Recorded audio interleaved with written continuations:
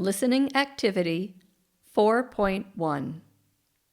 Listen again and match the words related to the U.S. system of government with their definitions. Today, our guest is Alexa, an expert in government studies, who will help us understand the structure and functions of the U.S. government. Thank you for being here, Alexa. Can you start by explaining the basics of how the government operates? Absolutely. At the federal level, the U.S. government is divided into three branches: the legislative, the executive, and the judicial. Each branch has distinct responsibilities to ensure checks and balances. Interesting.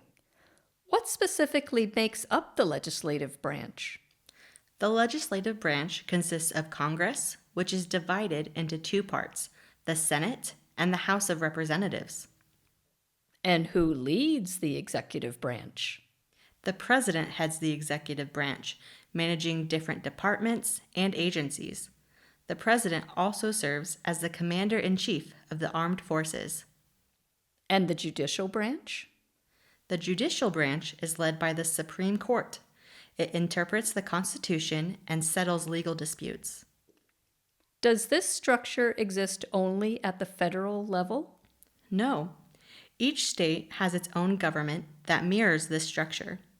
States have a governor, a legislature, and a judiciary, creating a similar balance of power at the state level, whereas the federal government handles national issues like defense, foreign relations, and trade between states, ensuring unity while respecting state powers.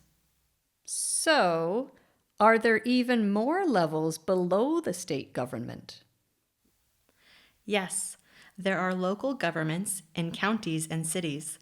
They handle more localized issues, allowing decisions to be made closer to the communities they affect. It sounds like each level of government has a role in maintaining balance. Could you explain that? Exactly.